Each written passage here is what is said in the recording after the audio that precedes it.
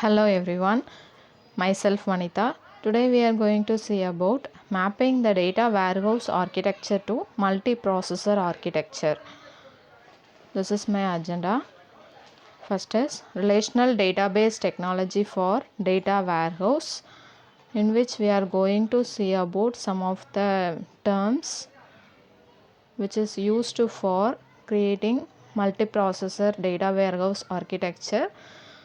First is linear speed up and linear scale up. Under this, we are going to see about types of parallelism. We have to study about the parallelism concepts to mapping the data warehouse architecture to multiprocessor architecture.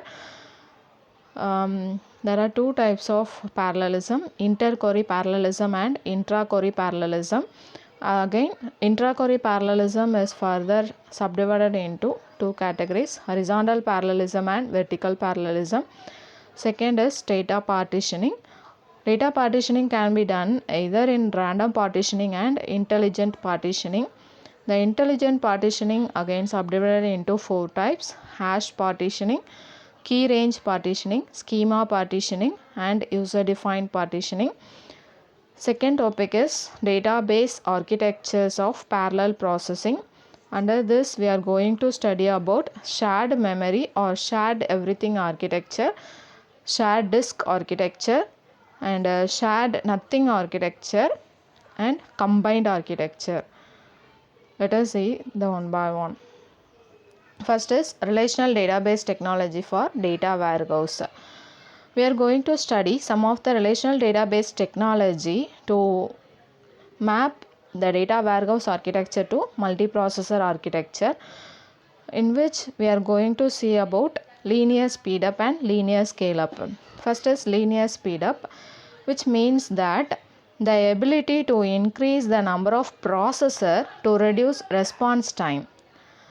Second is linear scale up, which refers the ability to provide same performance on the same request as the database size increases. Next is types of parallelism. There are two types: inter-query parallelism and intra-query parallelism. Inter-query parallelism means in which different server threads or processes handle multiple requests at the same time, whereas intra-query parallelism decomposes the serial SQL query into lower level operations such as scan, join, sort, etc. Then these lower level operations are executed concurrently in parallel. Intra-query parallelism can be done in either in two ways: horizontal parallelism and vertical parallelism. First one is horizontal parallelism, which means that the database is partitioned across multiple disks and parallel processing occurs within a specific task that is performed concurrently on different processors against different set of data. Second is vertical parallelism. This occurs among different tasks. All query components such as scan, join, sort, etc. are executed in parallel in a pipelined fashion. In other words, we can say an output from one task becomes an input into another task. Next is data partitioning. Data partitioning is the key component for effective parallel execution of database operations, which means we need a data partitioning for parallel execution, which means we are going to partitioning the data which are available in a data warehouse and keep it in multiple servers, and we go for parallel data access. So data partitioning is a very important techniques for mapping data warehouse architecture to a multiprocessor architecture. There are two kinds of partitioning: random partitioning and intelligent partitioning. In a random partitioning, data stripping across multiple disks on a single server, which means random data stripping across multiple disks on a single server. Another one option for random partitioning is round robin fashion partitioning, in which each record is placed on the next disk assigned to the database.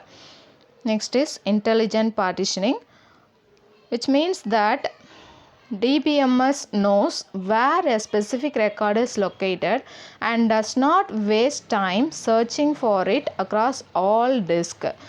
The various intelligent partitioning include, first one is hash partitioning, which means a hash algorithm is used to calculate the partitioning number based on the value of the partitioning key for each row. Second one is key range partitioning. Rows are placed and located in the partitions according to the value of the partitioning key. That is, all the rows with the key value from A to K are in partition 1, L to T are in partition 2, and so on. Next one is schema partitioning. An entire table is placed on one disk, another table is placed on different disk, etc. This is useful for small reference tables. Then next is user defined partitioning. It allows a table to be partitioned on the basis of a user defined expression. Next is the database architectures of parallel processing. There are 4 kinds of architecture: shared memory architecture, next is shared disk architecture, and shared nothing architecture, and next one is combined architecture. First we are going to see about shared memory architecture. This is a tightly coupled shared memory system. When we are saying tightly coupled and loosely coupled, when the system is tightly coupled means there is a disadvantages available, because for every operations which depends on another one. So dependency means sometimes one system fail means there is no other systems are going to process our request. They also fail. That is tightly coupled. So shared memory architecture is a tightly coupled shared memory system. There are some of the characteristics of shared memory architecture. They are: multiple processor units share the memory. Each processor unit has full access to all shared memory through a common bus. Communication between nodes occurs via shared memory, and the performance is limited by the bandwidth of the memory bus, and it is simple to implement and provide a single system image, implementing an RDBMS on symmetric multiprocessor. A disadvantages of shared memory systems for parallel processing is scalability is limited by bus bandwidth and latency and by available memory. Next is shared disk architecture. Shared disk systems are typically loosely coupled. So there is an advantage because no one processor units or depends on another processor units.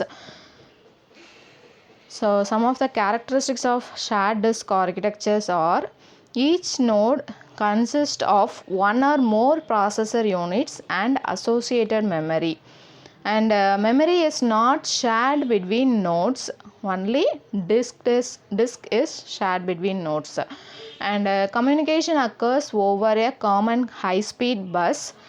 Each node has access to the same disk and other resources. A node can be an symmetric multiprocessor if the hardware supports it. Bandwidth of the high speed bus limits the number of nodes of the system, and the distributed lock manager is required in shared disk architecture.